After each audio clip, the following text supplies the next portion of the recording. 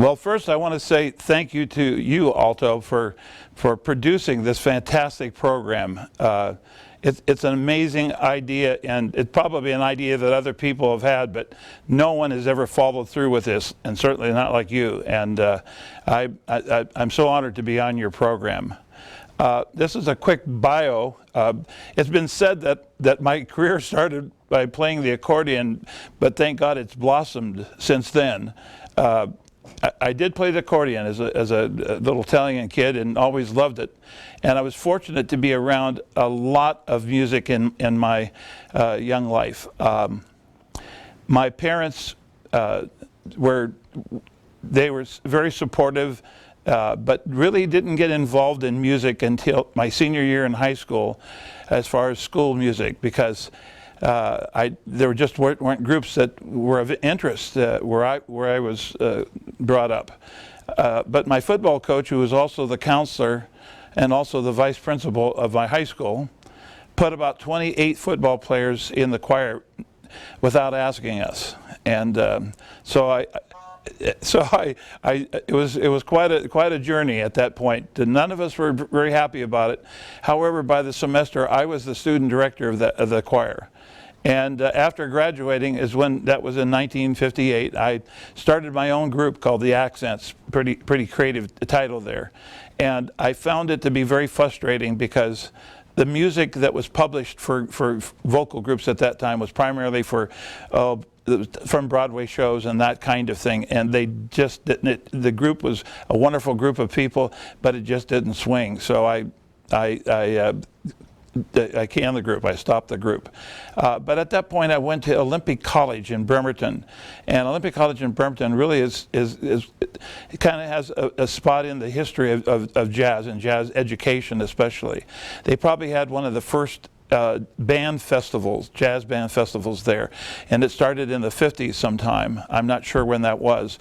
However, I played drums in the jazz band there, and I was able to be in the festivals there, and they were amazing. We were so lucky at that time because, as a college, to say that it was a community college compared to today would be a little different. There were a lot of wonderful musicians that came right out of the service. They had been, and they were there on the on the GI Bill. They came in, and they were older, and some of them had played in service bands and so forth. They were just amazing arrangers and so forth. Stan Kenton would, anytime he was in the area, he would come in. It was very common for us to have Bill Holman charts in that band, and that's a few years ago now. So anyway, after that, I went and I received my bachelor's degree in education, BA in Ed, from Eastern Washington University, where Dr. Ralph Manzo was my mentor. And he was a tremendous inspiration, and to this day, I thank God that I was able to work with him. And then after that, I received my master's at Central Washington University. At that time, that was like the school to go to if you wanted to really develop your teaching chops. And I started a jazz choir there, and that was in 1967. There were the students were amazing, and it was a wonderful experience for me. After that, basically I taught at the high school level for about 9 years, where my high school jazz choirs were probably here in the Seattle area part of that group of high school jazz choirs that sort of started this whole thing. And there was high school and community college groups that really gave the vocal jazz that whole concept, or jazz choir, that whole concept, that initial push. I believe that the Pacific Northwest here is pretty much known for that part of the history. Then I started the music program here, in fact, where I'm at right now at Edmonds Community College, and that was in 1974, where I started a group called Soundsation, and that group has gone on. It continues today. And Incidentally, I do want to mention one other person's name. His name is Dr. Wayne Hertz, who was my mentor at Central Washington University, and he was, again, another inspiration. None of these directors were jazz, but they were incredible choral people, just tops in their area of expertise. They just were great inspirations for me. So I've had really good teachers. I've had good opportunities. I think the good Lord has just opened certain doors for me, so that in my case I've been able to enjoy a great life in music. It was just my time. I was lucky. The other thing I was lucky about is that while I was growing up in jazz around here, especially in the late 50s and on up, jazz was very strong in the Seattle area, in Seattle and Tacoma, and there were the Quincy Jones, and oh my goodness, the number of artists that came out here, Ray Charles, a number of people that had some of their roots here, and there were some vocal groups that were in existence back in those days too, and I'll probably get into that a little bit later. But so basically, my experience, my education, the opportunities that I've had to be a teacher and to work with groups has been wonderful. So presently, what I'm doing right now is that I direct here at the college. I direct a community choir of 110 voices, a non-audition group, and we do major works. We do all kinds of different kinds of music of all different styles. I've composed a mass that we'll be performing next year, and there are a number of things that choir does, and it's really an outlet for me. I enjoy working with that group immensely. And then I also have a group called the Seattle Jazz Singers, and they're a professional group here, made up of primarily people that I've worked with over all the years, and it's a joy to kind of keep my hands in that process. And as you probably know, I also have a publishing company called Sound Music Publications here. So my life is pretty busy, but I enjoy it immensely. So that's sort of a quick bio.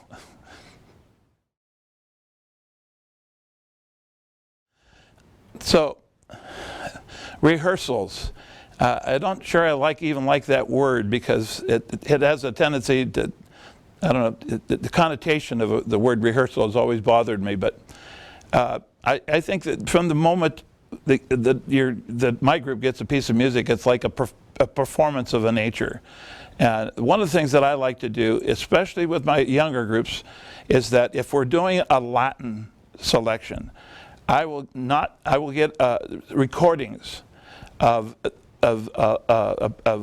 bossa. If we're doing bossa as an example, a Jobim tune, I'll get some different recordings, solos, and different groups and so forth that are singing in that style. Not necessarily the song that we're going to do, but just the style. So that, because I found here that basically radio stations will not present any of the kind of music that we're talking about. So just hearing that style and kind of getting the feel for that style, I think, is really important for a group. Then after that, I've learned something, and this is really from just studying a lot about how people learn and how they learn to learn. And one of the things is that I give them the music and have them look at it, and right off of the bat, we'll sight read through it. And I make no assumptions, except that they're probably going to be better at doing this than I think they are. And so then after that point, I start from wherever the group is. Whatever I find out where their strengths are, and accent them, and find out where the weaknesses are in that, as they sang through the chart, and make sure that we address that too. But I start off right off the bat just assuming that they're going to be able to sing this song, probably, and they end up doing it usually better than I think. At that point, as we get into the song and get into the chart, nuances and all of the inflections and all of the things that really help us to develop a sense of rendition, because at that point we really get into what really are the elements of jazz. And when these elements are put into the music, then it is jazz. When they're not, then it's something else. It's some other type of music. But there has to be a sense of spontaneity every time they sing the tune. just a complete sense of spontaneity and a sense of rendition. So I'll say, now you've heard a number of groups singing a bossa style. What is it we can do with this tune now, Quiet Nights or whatever? What is it that we can do with this tune that will really kind of make it ours, And that's also when we study what the story. Dee Daniels is a dear friend of mine, and she's made some great work. She's presented some great workshops about teaching the story and understanding the story of the song. And I've used a lot of her concepts over the years in this process. And one of the things that she always asks, and I ask my group this: who are you when you're singing this song? Until you get into the actual meaning of the song and the actual story of the song, it really is just ink. It's all that it is. It's you're doing something. It can be good, but it doesn't have the heart, doesn't have the soul. And I suppose a little bit of this is a little bit from my family. I'm going to go back to my accordion days now, but there's in Bremerton, Washington, there's a Puget Sound Navy Yard, and they have a hospital there. And on Saturdays, I used to take my accordion and go in and play for the servicemen that were in the hospital. And there would be times when I'd play and we'd leave. I was probably 12, 13 years old, and my mom would say, in Italian, I'll clean this up as best I can, but she would say, "That was nice. That's a nice," she says. Well, that didn't mean that it was good at all. It meant it was terrible. And so I said, "Well, what do you mean?" She says, "It wasn't from the heart. It wasn't from the heart." And so then we get home, and at the dinner table, she would definitely bring it up. "I just want all of you to know that Francis Gene, he plays accordion today, and it was nice." And then my dad or one of my uncles and my brother, "What do you mean it was nice?" He was, "Well, it was nice. It wasn't from the heart, but it was, the notes." And that still haunts me today, to think that, that we don't, as artists, we don't get out of sync. Because the difference really, and the difference between professional and amateur to me is exactly that. It's the person who takes the music in an artistic way and presents it that way, rather than in a mechanical way. So I make sure that the group is really into what the song is all about, what story that they're telling. And at that point, it's interesting because you start at a completely different level with the chart. You started at a real, almost an entertaining level, rather than as a lesson, if you will. So those are some of the things that I do with a group when I'm working with. In fact, I do this today even with my adult group, my adult Snow King Community Chorale here, and I make sure that they're singing this music as if they were telling a story. And so those are some of the techniques that I do in rehearsal, and I found it to be effective, and I keep growing with that. I keep learning about that, and that's part of the excitement of this music. Well, when it was started, it was called the Soundsation Jazz Festival, and I had it for basic 11, 12 years that I was here. And I'll get into how it was started. I, as a high school director, had taken my choir to, I think, every vocal jazz festival, or major vocal jazz festival pretty much in the country at that time. And the first jazz festival was the Mount Hood, vocal jazz festival was the Mount Hood Jazz Festival down in Gresham, Oregon, Mount Hood Community College. And it was a great festival. In its early days, I believe that was in '68, in its early days it was called the Swing Choir Festivals, just as a matter of history, but it was the granddaddy. But there's the Reno Jazz Festival, and there were several others. And they were all competitive. And I'm a very competitive person, mostly with myself. And so anytime I went to one of those festivals, I went to win. There was no question about it.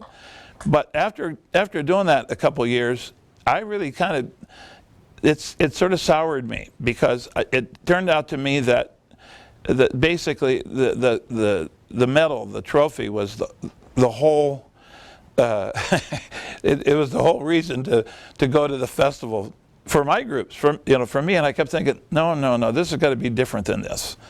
And so it really haunted me for a couple of years, even while I was teaching at the high school level. So when I came to Edmonds, I had been thinking about this and thinking about there's got to be a different way for a festival to happen, for kids to still be inspired and to come and to enjoy the day. And so I created a non-competitive jazz festival. This was in, I'm going to say 1976 or 77. And one of my producers that's here right now and that's helping me with this show, he came to, I think, every festival that we had while he was here. He wore every T-shirt, as I recall. Didn't you, Dan? I think you wore all the T-shirts, right? And anyway, it was great. It was wonderful. And the thing that was to me that was inspiring about it is students came to perform at their best, came to go to workshops, came to go to clinics, to be clinicked. Directors came and went to workshops and were clinicked, and they had the opportunities of growing too. And basically the whole concept of the festival was to be inspired by example. So I fretted over this a lot, Alton. This was a real big thing for me, but I thought, who should be our first guest artist? Because I wanted a guest artist, and I wanted an artist that would be really an example to the group. And I came up with a criteria of 4 major points for every guest artist that we would hire. The first thing is they had to be a world-class musician. They really had to know their stuff. Secondly, they had to be a world-class entertainer, because personally, I just always felt that needed to go hand in hand. Being esoteric and students learn so much more by just the example of the person, but not the person standing up there singing to teach, if you will. And the third thing is they had to be able to share their talents. They had to be willing to go out and talk with kids one-on-one in front of 100 kids. It didn't matter, but be able to share their talents. And my fourth point, which is, to some people, they kind of laugh at this, but it was very important to me. They had to be nice people. They had to be people that I could work with, and they could feel comfortable in sitting down and talking with, or they would sit down and casually talk with the students and so forth. So the first guest artist at the festival was Joe Williams. And I had known Joe for a year or so, and had heard him perform and at the Harold's Club at Reno, and I'd been at a couple different places where he had performed, and he was just open and sharing and friendly. So I called him up, and I don't know if you could do this kind of thing today, but of course Joe was passed on, but God bless his soul. But he answered the phone and says, "I'd like to speak with Mr. Williams." This is Joe Williams, that wonderful, beautiful resonant voice, and told him what we were doing here, and he just absolutely said, "I'll be there." And I just have to say that it's a thrill. It was a thrill then, and it continues to be in my mind. It was an amazing opportunity for the students.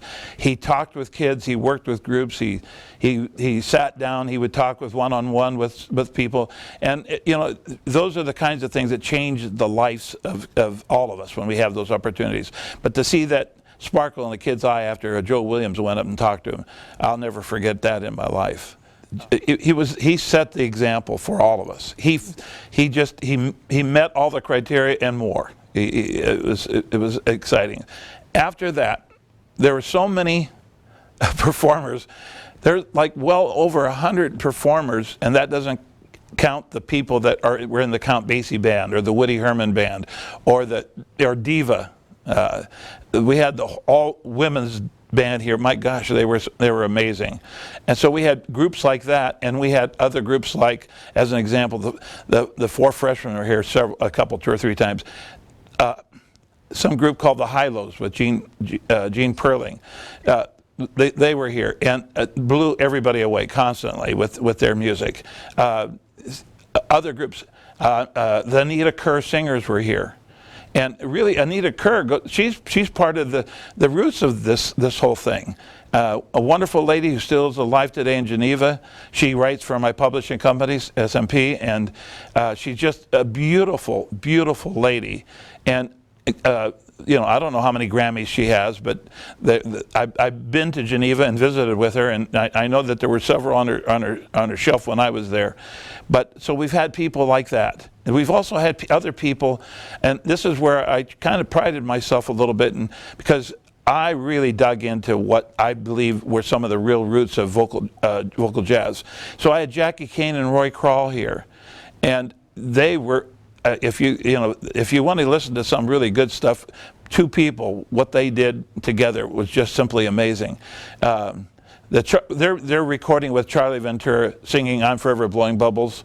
Just for the record, when I was in high school, I heard that. I think it was recorded in the late '40s, and so they lifted it, and we sang "I'm Forever Blowing Bubbles" at I'll hesitate to call it a vocal jazz festival, but it was a vocal festival. Anyway, we got criticized for singing "I'm Forever Blowing Bubbles" at this festival. But listen to the chart; it's pretty hip. A good vocalist in that, incredible. So anyway, Jackie Kane, Roy Kral. We've had Ernestine Anderson has been here. Mark Murphy, who I think was truly one of the great male jazz singers of all time. In fact, I think there was a time when there were two primary jazz singers in the world, and Mark Murphy was one, and the other is Nancy King. And they sing jazz. That's what they sing. And you know, the Kurt Ellings now has kind of moved into that Mark Murphy thing, and it's, thank God, because it's a good thing. It's amazing style of music, style of singing. So I could go on and on with a list of people that perform, but it really is a who's who list, and I'm sure I'm going to leave some important group out. Also had groups that came out of my program that went on to some recognition in this business. The Fifth Avenue was a fantastic quartet. They performed here. So Greta Matassa, if you haven't heard Greta Matassa, she is truly a national treasure. She happens to live in Seattle. And I know this, that when I hear her scat, I learn every time she scats. I grow and grow. And when I hear her style and her develop, you know, again, it's a person that worked with the kids. Not only a great musician herself, but a great entertainer and a wonderful person. So the list goes on and on. I'm sure I'm going to leave out important people, but there's well over 100 musicians that have been a part of this festival. After I left the festival, Dave Cross directed it for 1 year, and then Dave Bardoon for 2. And then after that, it was Kirk Marcy, and who's still here at the college. And so the festival sort of changed names and went through some different kinds of different ideas because of the different people, always still retaining the non-competitive philosophy, and always keeping in mind what's good for kids, what's good for directors, how can we change their lives, just even if it's a little bit, but in a positive way, and help them to be inspired by this wonderful music, which is our national treasure. It's one of the true American art form, jazz. And so then here a few years ago, about 8 years ago, the festival sort of took a different turn again, and there was a group of people that got together, and I'm incredibly humbled by this, but they changed the name to DeMiero Jazz Festival, mainly I think because I started, but I want everyone to know that this festival is really student run and student operated in many respects. The students here at Edmonds Community College, the Soundstation students, they're very directly involved in this, and so there's a lot of people involved in making the festival go. I should say this. Over the last couple of years, we've had the New York Voices have been here. There's a group called Groove for Thought was here this last year. And I don't know if you've heard them, but oh my goodness, that might be one of the top groups I've ever heard. And it's just an amazing group of people, all who happen to be local teachers and musicians here, primarily centered here in the greater Seattle area. We've also had people like Charnay Wade. We've had, oh my goodness, we've had instrumentalists, a lot of great instrumentalists, Josh Nelson, Bruce Foreman on guitar, a guy named Jay Lenhart on bass, who might be as funny as anybody I've ever known in my life, but also one of the best bass players that I've ever known. Alvester Garnett on drums. We've had Dave Tall on drums. In fact, last year we had Dave Tall and Jay Lenhart are sort of Dave Frischbergs. We've also had Dave Frischberg, by the way, but they're able to write lyrics about common day, everyday happenings in a really funny way. And so we had a bake-off between Jay Lenhart and Dave Tall, each of them singing some of their different songs. One of Jay's tunes is that it's impossible to play the bass and sing, and I can't remember all of the tunes, but there was that kind of thing. So the festival continues to grow, and the chances, the opportunities for students of all ages in jazz, I should point that out, is that we have grade school groups here, and we have adult jazz choirs now that are coming. They're community jazz choirs. They're just groups of people that have gotten together because they want to continue in this art form. So the festival will be celebrating its 40th year here this coming March, and 10th through 12th, 2016. And we're looking forward to it. We've already got pretty much the lineup of artists and so forth, and come to the festival. It's a great time. We have people from all over the United States and Canada, Alaska, come to the festival. So they're usually anywhere between 70 and 90 groups performing here during the festival. Sound Music Publications. All right. Well,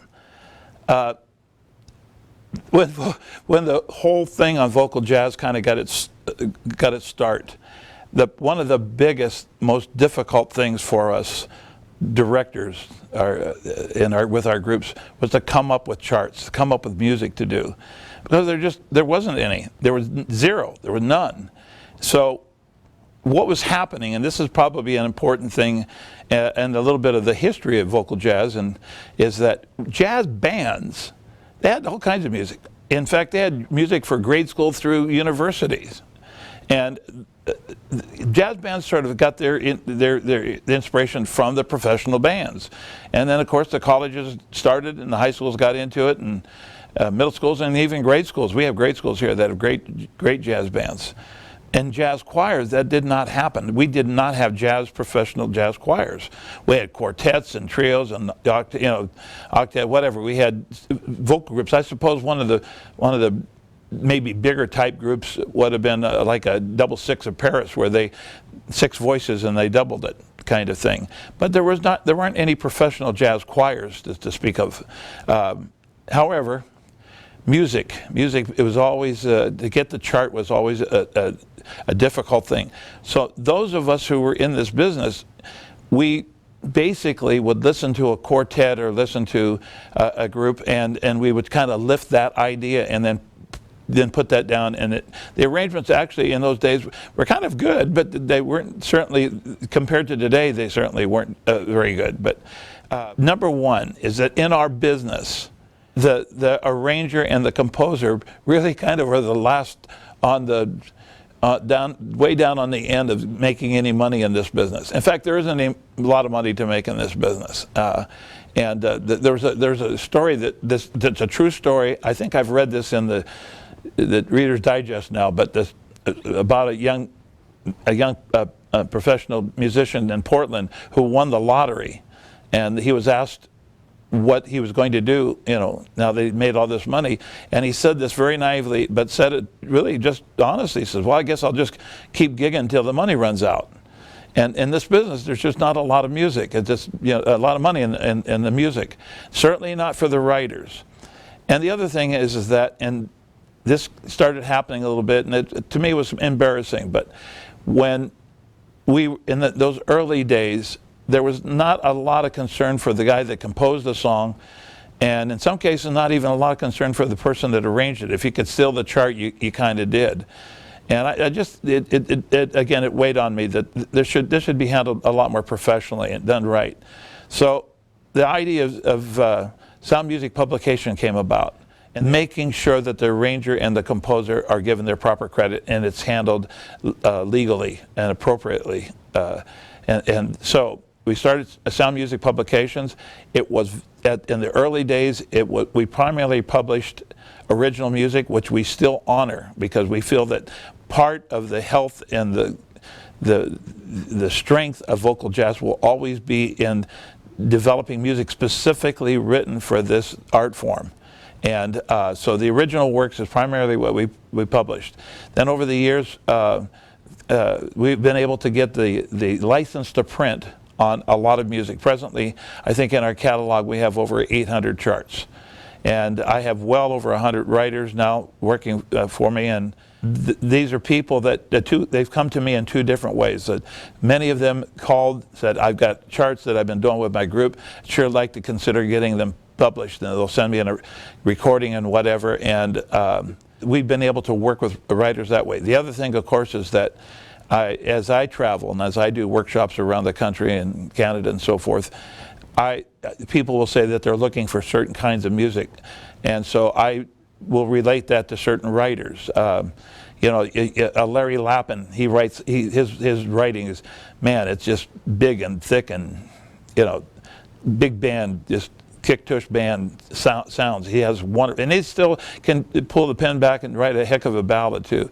Rosanna Eckert, it just has just an artistic way about the way she writes. And I'm probably going to leave out some really good writers here, but Dave Bardoon probably writes in one of the most straight-ahead jazz styles of any writer. Probably the one of the most prolific writers in the world today for both band and vocal jazz. His works are good. Of course, back in I think it was 73 or 74, I met some guy named Kirby Shaw, and his charts in those days I just really loved, and he's done a lot of writing for a lot of different publishers, and thank God he's also writing for SMP, and his stuff for us really has a really free, open style, and we appreciate that. I do not in any way change the idea of what a writer will come up with. The only thing is that I will not publish anything that I think is formula writing with the 4 major intro, the 4 major, you know, coda, whatever, and a 3 major solo. I'll look at that and I'll say this will not fit in our catalog. And actually, I don't have to say that very often anymore. I think pretty much people realize that the music in our catalog they're more like, you know, commission works. They're more like things that have been written specifically for a group or that kind of thing. To get the music to publish it is not easy. It's quite a process. And you have to develop a real good relationship with the copyright owners. And justifiably, you know, if you composed a song and all of a sudden you're hearing it performed by people, and you first off you're not even been asked about it. I mean, to me that's got to be a really sad thing to think that in our professional world that there are folks that do that. I know that there are folks who copy music illegally. A new philosophy, and it's called "We Trust You." And if you read the materials, we trust them. So when they buy music from Sound Music Publications, they actually get a packet. They can make as many copies as their choir needs, because every kid in the choir should have their own music.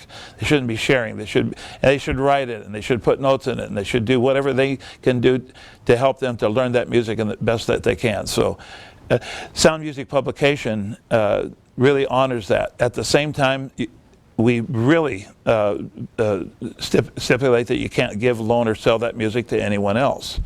And this way, our writers receive 10 to 20% of the retail price of our music. And that's probably, in some cases, 10 times more than they would make and a sell of music with other publishers. We honor other publishers too. I know all of the publishers who publish in vocal jazz, and many of them are doing a really good job today. And I mean, one of the things that we have done with Sound Music Publications is, because it's part of our philosophy, if it's good, we want the groups to know it. I don't care where it comes from. We have enough music in our catalog that is good. We're very excited about that. And I know that the other catalogs that have good stuff, we should honor that too. So I'm very close with friends with a number of other publishers, and we support each other. Because again, our world is pretty small, and we better do that. We better really support each other in this process. So Sound Music Publications right now is. It's an exciting time for us, because I do believe that there are more jazz choirs occurring, and I believe that there are not only more choirs, but the directors are becoming more cognizant of what it takes to really to develop a jazz choir and develop what a jazz choir does. So the whole essence of publishing today is I think it's actually, to me, it's a pretty exciting time, and I work at it every day, my wife and I, and if you call the office, you'll hear Yvonne answer the phone, and we try to personally talk and work with any of the people that are interested in our music. So I guess as far as arranging and so forth, one of the things that I believe strongly in, and that I not only try to accomplish myself, but try to promote with young writers, is the essence of uniqueness. Gene Perling told me something once that I've never forgotten, and this was back before he did Magic Voices and did when he completely did all of the put together that whole, seven or eight CDs. I listen to some of that music almost every day, and when he remastered those things, I mean, till to this day, I remember talking with him about that and hearing how excited he was to be able to do that. But one of the things he told me some years ago was that, and this was back in the 70s. He says that every chart that he writes, he tries to do something unique with that chart. And I just thought, wow. That is so powerful. That's so profound, and that's not easy. It's difficult, but it keeps your mind moving in different directions. You try different things, and if you listen to that Magic Voices, that compilation of all the CDs, and I have. It amazes me, but every one of those recordings truly have something special and unique about them. And so that's one of the things that I encourage young writers to do, is when you look at that song, first off, get into the song, know the song, decide how you want to convey that story, how you want to convey that message. And one of the things that I think younger writers, they're almost writing to theory abilities or their composition abilities, and so it's not expressing the story, but it's more the ink than it is the message. And so you'll hear, I'll hear certain things and I'll think, wow, that's sure impressive, but it has nothing to do with the song. So I really encourage them to really get in, to study the song, to make that song come to life in an idea that is unique. So when you hear a Kirk Marcy arrangement or a Dave Cross arrangement or Ken Krantz arrangement, if you hear these, Jennifer Barnes, she has some really unique ways of writing. And incidentally, not just for college, her university group at North Texas, probably one of the better groups in the nation, but I've seen her write stuff for junior high groups. It's great. Vijay Singh, same kind of thing in their writing. So those are the things that I look for in a good arrangement. I look for that sense of spontaneity, the sense of uniqueness, a sense of rendition, something a little special, a little unique about that chart. The music world is a small world, and the vocal jazz world is a real small world, and maybe that's part of the joy of being part of it. Compensation for our efforts. I pointed out that I try to do everything to support my writers and support the arrangers and composers in an appropriate way, and performers likewise. It is an interesting world, and I know that if there's anybody that knows anything about this, Alton, you do. 5 by Design is a great group.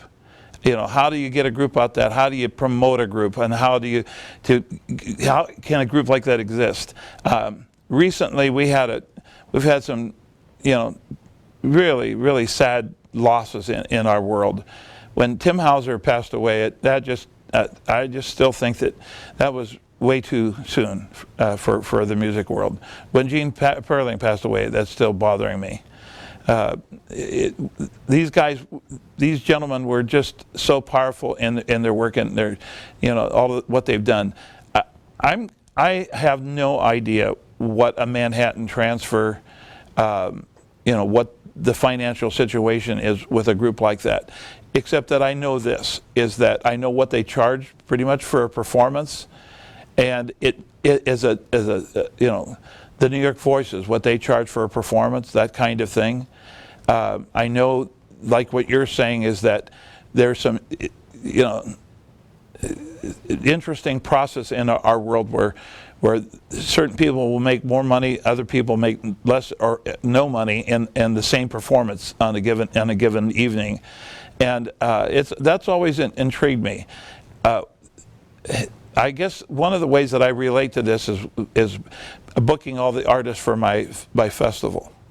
One of the things that we do is we sit down and work out a budget, and if it means having less performers but making sure that the performers make at least a decent wage on that gig, that's what we do. And it amazes me sometimes how little groups will charge rather than how much. Or how much more that they would charge. Jazz musicians like to perform. I was at a festival down in Rodunda Beach, and there was a round table, and there were a whole bunch of wonderful musicians sitting at this round table, including Bob Flanagan of the Four Freshmen, by the way. And so one of the questions came up was, it was one of the people on the board, on the dais, well, now you're retired now. Yes, he said, yeah, I'm retired. He says, well, can you get by? And he says, well, we don't necessarily have a retirement fund as jazz musicians, but he says, I get by. I have a couple recording gigs every month, and that takes care of this and this and this. He says, however, if you want to see me tomorrow night, we'll be down at the Holiday Inn, and I make $25 a night down there. And everybody kind of laughed, and his comment was, well, do you want to play or don't you? So I know that a lot of jazz musicians have that philosophy of, do you want to play or don't you? But at the same time, I'm wondering how a group like a Manhattan Transfer, as an example, how financially they can make it, because that group has been together for 40 years, pretty much. They're one of the top performing groups in the world. I know that behind the scenes it takes a lot of funds to keep a group like that on the road, and it's just awkward to me. When Mark Murphy was spending some time in Holland, this goes back, oh my goodness, in the 70s now. It was interesting to me how they support their artists.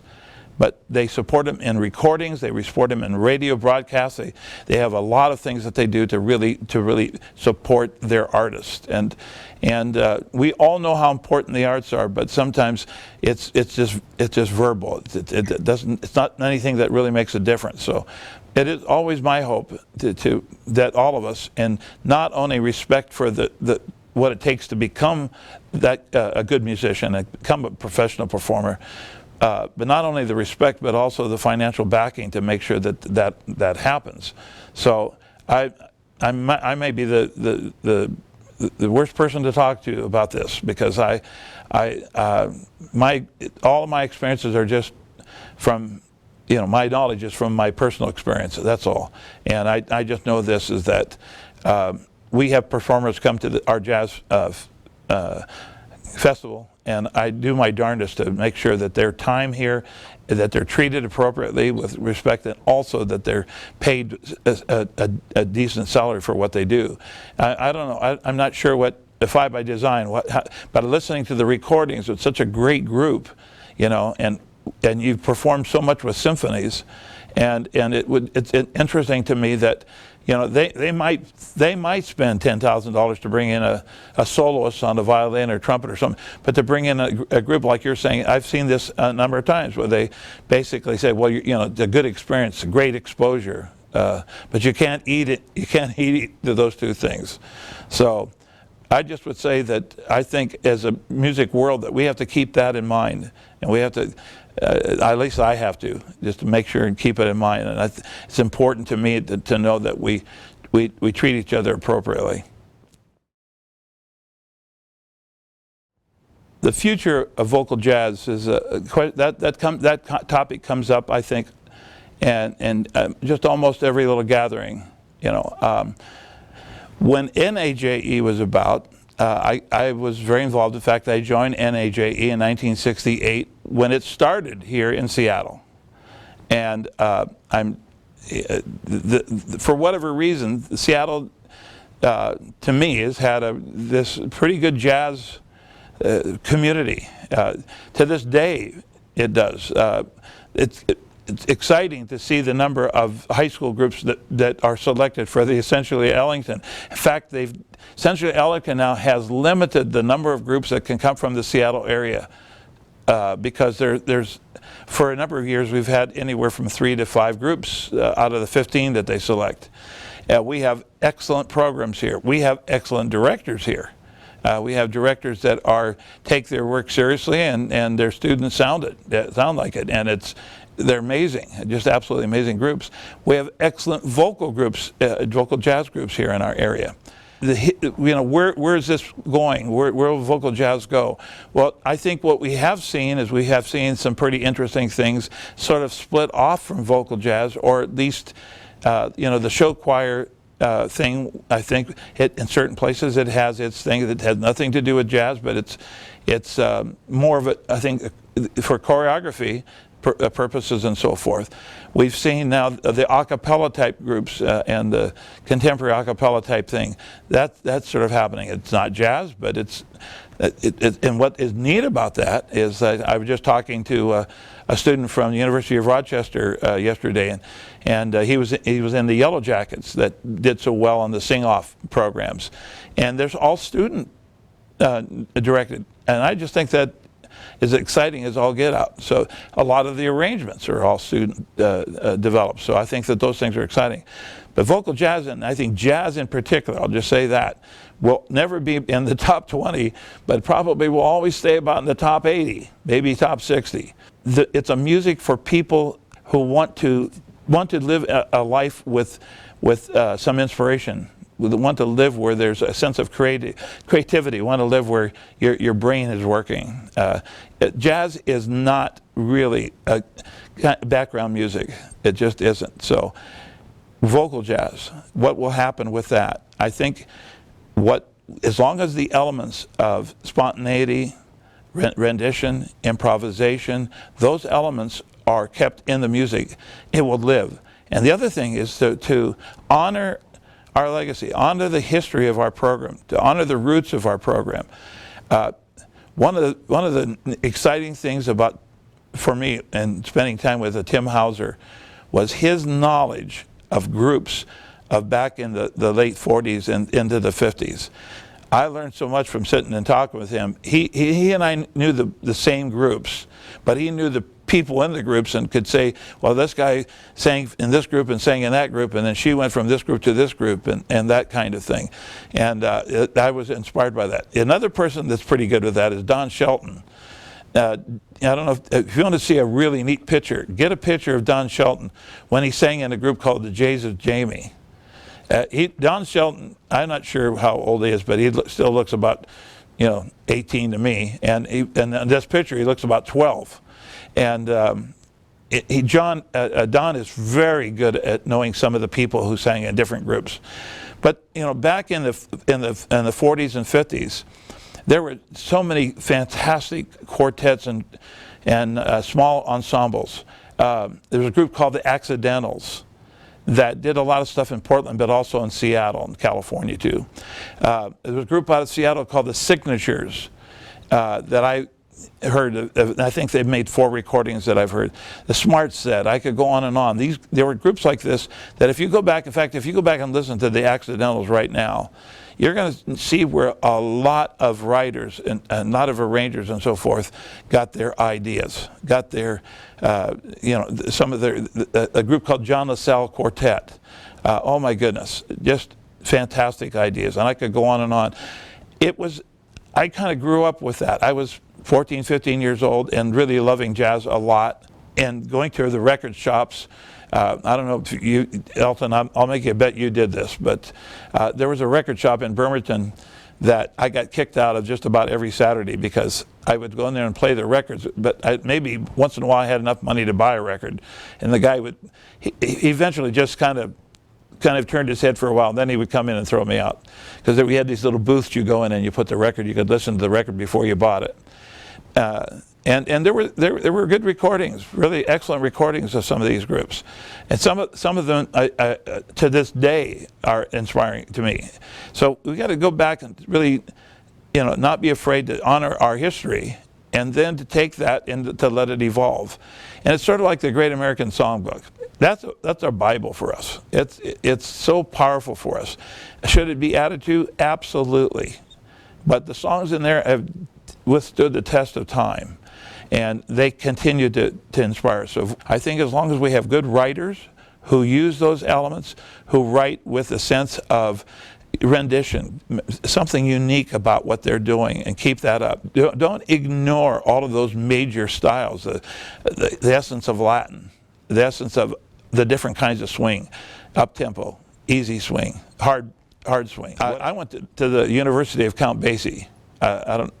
I think a lot of us have. Maybe most of us have, if we wanted to learn anything about what swing really means. The essence of a jazz waltz, the essence of bebop, and what actually goes on in bebop, how it should be felt, what the nuances are in bebop. A ballad, all of the different kinds of ballads, power ballads, a cappella ballads, learning those different styles and really making sure that we are incorporating that into what our group is doing. One of the things I always suggest to directors is don't begin the year with 3 songs in your folder. Begin the year with 12 songs in your folder and cover those styles. Now maybe you're going to work on 3 or 4 of them at a time, but again, don't make any assumptions. Maybe your students are going to be better than you think they are. Sometimes I think that the shortcomings of our group really are with the director, not with the students. So I think one of the inspirational kinds of things with kids is when they get to do different things and when they feel like what they're doing is unique to them. So I think vocal jazz is healthy. It'll have its ups and downs just like jazz will. It'll have its distractions, but at the same time, I think it's going to always be there, and it's going to grow. It's going to evolve. And so one of the things that I try to do is that I'm around young people. I try to listen more to hear what they're talking about, because I'm finding, that a lot of our young our artists, Curtis Steigers, I think some stuff he's doing as a singer is wonderful. So as artists and then as groups, there are things that New York Voices have done that all of us, they're one of the, in a sense, kind of newer kids on the block, although they've been around, I don't know what, 15, 20 years. I had them at my camp, I think, about 15 years ago. We have to encourage, to nurture, but at the same time keep our ear open to what's going on in those styles. So I think vocal jazz is really healthy. I think I've always felt that I was blessed of being around it at a good time. I was thinking back, Alton, when some of the groups that really inspired me, but the Double Six of Paris just was a great inspiration for me. And a group that was sort of before them, they were called the Blue Stars of France. And it was a fantastic group. In 1985, I took Soundstation to Europe, and we performed at the North Sea Jazz Festival and at the Montreux Jazz Festival. We had a chance to meet and to work with Mimi Perrin, who was the brains behind the Double Six of Paris. And basically, Ward Swingle was part of that group, and Ward helped me to get together with her. And we were supposed to have this big festival in this little community in Paris, and it fell through, and I was just sick. So she called me, and she said, well, let's meet at a restaurant. And I said, okay. But I really wanted you to hear the group. And so she called me back. She said, well, what are you doing at 12:30 tonight? And I said, well, pretty much nothing. She goes, well, you're going to be busy now. So we met her at a recording studio in Paris, and it was actually just a huge, beautiful story, recording studio. And we sat there from about 12:30 to about 3:30 in the morning. She had her whole family. Billy Byers, you know, the orchestrator, he was there recording some symphony things behind some movies. And so he and his family were there. And so there was just this huge group of wonderful, about 20, 30 people listening to my group until I think it was something like 3:30, 4 o'clock in the morning. And what a joy being able to sit and talk with her and have her share some of the stories. The Double Six of Paris was actually much like the Singers Unlimited. They were put together as a group to do commercials. And but they were so good. And of course, if you read the albums of Double Six of Paris, you'd see Quincy Jones and all the other people that were influenced on that group. It was pretty exciting to see. That's one of the other things, is this, I hope that the young musicians in this world continue to search, listen for groups, not be afraid to do the historical background on what we're all about, because vocal jazz is pretty exciting. It didn't come from, we didn't emulate a professional jazz group. We pretty much emulated quartets and so forth. Whether or not there will ever be actual professional jazz choirs, I don't know, but the outcome, what I'm seeing come out of the universities and so forth, pretty exciting, pretty fine, a bunch of fine musicians. So I think vocal jazz has a real strong, healthy future ahead of it, and I'm excited to be a part of it.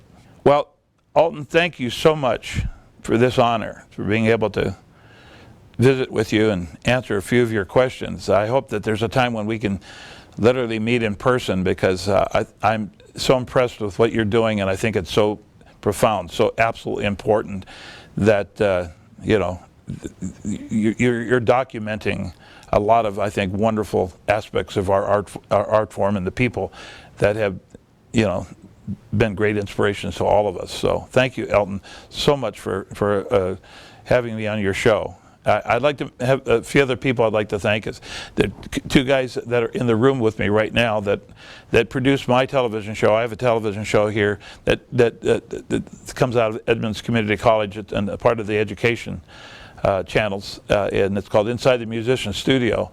And Stephen Oliver is in the room here with me, and also Dan Dutzen, I've known Dan, my gosh, I guess since 1975, and so it's been a joy to have him as a dear friend, but also to have him as a colleague.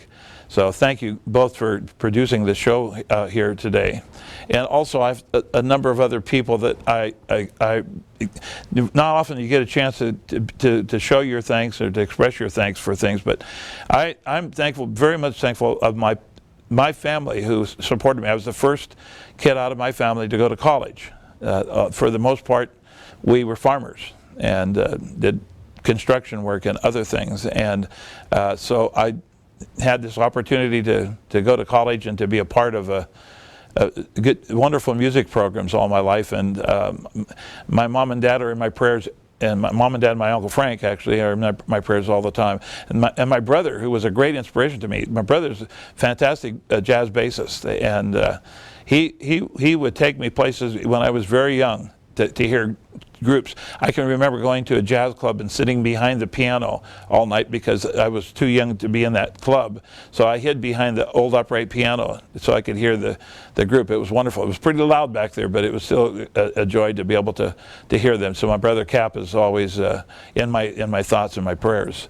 I definitely want to thank all of the educators that I've had the chance of working with, and I've mentioned some of their names, but Dr. Manzo definitely was one of my main mentors, and Dr. Hertz, and Wendell Jones, who was my band director at Olympic College. Olympic College Jazz Band really is part of the history of jazz and jazz education here in our nation, and a lot of times people on the East Coast might not hear about this little college out here in Podunk, Bremerton, but I can tell you that the Rufus Reeds and the Quincy Joneses and the other people who went through some of that program, I think are pretty, it's a pretty amazing bunch of people that have come out of that program. So I'm very thankful for those all of those folks.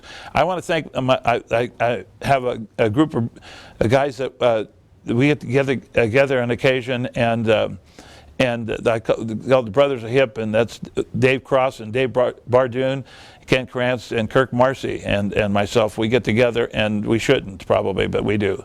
And I also want to make some other special thanks to my family. I have the most patient wife in the world. We will have been married 56 years here in a couple of months, and she's blessed me with 3 children. Our oldest son Vince, and Carmelyn, and then our youngest son Joe. And now we have 4 grandchildren, Miranda and Gabriel and Maria and Dominic, and I'm not done. We have 3 great-grandchildren. We have Dante, who is a joy of our life right now, and twins. We have Lorenzo, and we have Javier. So our life is filled. Our family is very close. We do so many wonderful things together, and we're very supportive of each other. By the way, so many people in my family are musical, and but not necessarily are as a profession. They have other ways of making a real living, and the rest of us are I guess we're pretenders. But again, I want to come back and thank you, Alton. Oh, I want to thank my students. Just think about it. I was thinking about all how lucky I have been to be able to work with the students that I've had, both at the high school level, my first job down in Aberdeen, and then at Mount Lake Terrace, and then here at Edmonds Community College.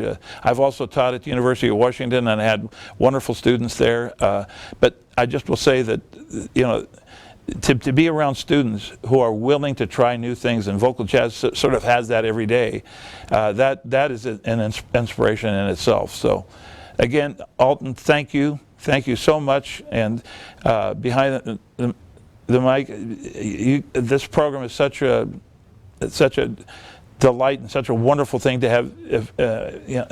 I've never really seen anything quite like it, and I'm honored to be a part of it. So thank you very much, and God bless.